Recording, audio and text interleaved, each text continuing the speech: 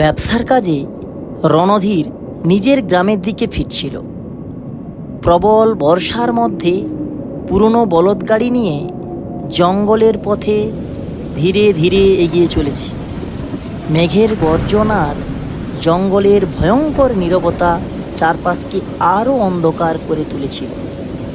কাদায় চাকা বসে যাচ্ছে, বলদ দুটো ভয়ে সিটিয়ে আছে। হে বজরংবলী, কি ভয়ানক বৃষ্টি নামিয়েছো! বাড়ি পৌঁছানো যেন অসম্ভব হয়ে গেছে। আরে এই কাদা আর কত! আর একটু জোর দাও রে বলদরা, গ্রামে পৌঁছাতে হবে তো নাকি? ইস, যদি কল্যাণপুরে এত দেরি না করতাম। আরে চল, আর একটু টান। বাপ রে, এই বজ্রপাত তো মাথার উপরেই পড়লো মনে হলো। এ কেমন রাত, বৃষ্টি থামারই নাম নিচ্ছে না। কোথাও যদি একটু আশ্রয় পেতাম। বৃষ্টি আরও জোরে নামতে লাগলো। চারিদিক শুধু অন্ধকার আর বুনো জন্তুর ভয়ঙ্কর আওয়াজ। রণধীরের বুক ধরফর করতে লাগলো। ঠিক তখনই দূর থেকে মন্দিরের ঘন্টার শব্দ ভেসে এলো। আরে, এটা তো মন্দিরের ঘন্টা শব্দ মনে হচ্ছে, কিন্তু এত বৃষ্টির মধ্যে কে বাজাচ্ছে? রণধীর বলদগাড়ি সেই শব্দের দিকে ঘুরিয়ে দিল। কিছু দূর এগিয়ে ঘন গাছপালার মধ্যে একটি প্রাচীন হনুমান মন্দির দেখতে পেল।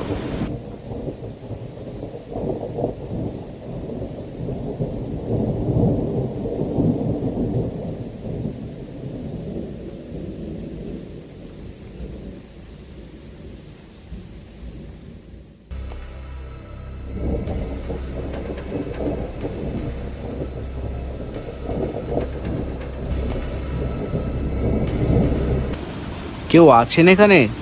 দয়া করে বাইরে আসুন, আমি পথ হারিয়ে ফেলেছি। বৃষ্টি খুব জোরে হচ্ছে, যদি কিছুক্ষণ এখানে আশ্রয় নিই, কোনো আপত্তি আছে?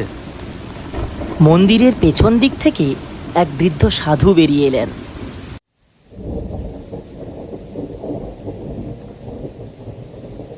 তার লম্বা সাদা দাড়ি, গেরুয়া বস্ত্র আর কপালে গাঢ় তিলক। কে তুমি বাবা? এই ঝড় বৃষ্টির রাতে এখানে কিভাবে এলে? মহারাজ, আমি কল্যাণপুর থেকে ফিরছি। ব্যবসার কাজে দেরি হয়ে গিয়েছিল, তারপর এই ভয়ঙ্কর বৃষ্টি শুরু হলো। ঘন্টার শব্দ শুনে এখানে চলে এলাম। এই জায়গা দিনে শান্ত মনে হলো, রাতে এর রূপ বদলে যায়। যদি ঘন্টার শব্দ শুনে এসে থাকো, জেনে রেখো এই ঘন্টা সবাইকে ডাকে না।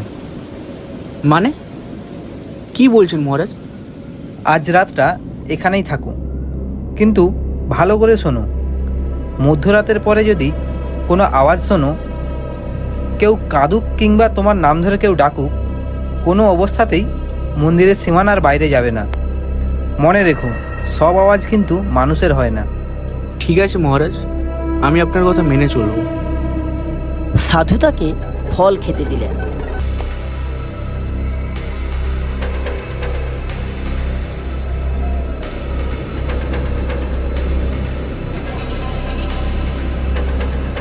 রণধীর, বাইরে আয় বাবা, আমি তোর বাবা। তুই ফিরছিস না দেখে তোকে খুঁজতে খুঁজতে এখানে এসেছি।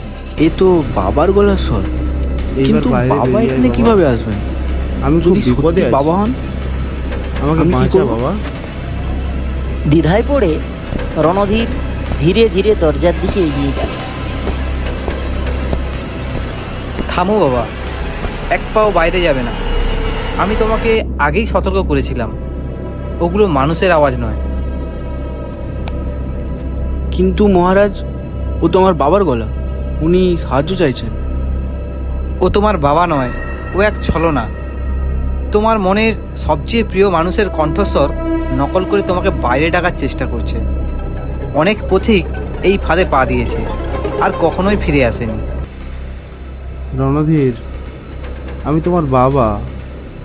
আমি বৃষ্টিতে ভিজছি। একবার বাইরে আয় বাবা, আমাকে বাঁচা। মহারাজ, আমাকে যেতে দিন, উনি আমার বাবা। মনে রেখো, বাইরে গেলে কিন্তু তুমিও তাদের মতো হারিয়ে যাবে। সাধু তাকে টেনে ভিতরে বসিয়ে দিলেন এবং হনুমানজির সামনে বসে মন্ত্র জপ শুরু করলেন। ওম হনুমতেই নমঃ, ওম রামদূতায় নমঃ, হর হর মহাদেব, রক্ষামি রক্ষামি। ওই পণ্ডিত, যতই মন্ত্র জপ কর, আমাকে থামাতে পারবি না তুমি। আমি আবার আসবো। যখনই কেউ এই মন্দিরে আসবে, আমি তাকে ডাকবো। তুই কত আটকাতে পারিস আটকে নিস।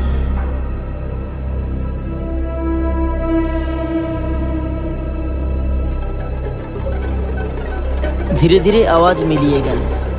রাত কেটে সকাল হলো।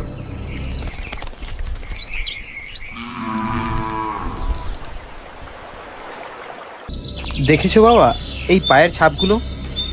সারা রাত সেই ছায়া মন্দিরের চারপাশে ঘুরেছে, তোমাকে বাইরে টেনে নিয়ে যাওয়ার চেষ্টা করেছিল, কিন্তু হনুমানজির কৃপায় সে মন্দিরের সীমানা পার হতে পারেনি। মহারাজ, এই ছায়াটা আসলে কে? একসময় সে একজন মানুষ ছিল, স্ত্রীর মৃত্যুর পরে শোকে পাগল হয়ে গেছিল। এক ঝড়ের রাতে এই জঙ্গলে নিজের জীবন শেষ করে দেয় সে। তার আত্মা আজও মুক্তি পায়নি, তাই মানুষের সবচেয়ে প্রিয়জনের কণ্ঠে ডেকে তাদের ফাঁদে ফেলা। মহারাজ, আপনি আজ না থাকলে আমার কি হতো জানি না। আপনি আমার জীবন বাঁচিয়েছেন। আমাকে নয় বাবা, হনুমানজিকে ধন্যবাদ দাও। মনে রেখো, বিশ্বাস আর ভক্তিই এই অশুভ শক্তির বিরুদ্ধে সবচেয়ে বড় অস্ত্র। রণধীর হনুমানজি ও সাধুকে প্রণাম করে গ্রামে ফিরে গেল।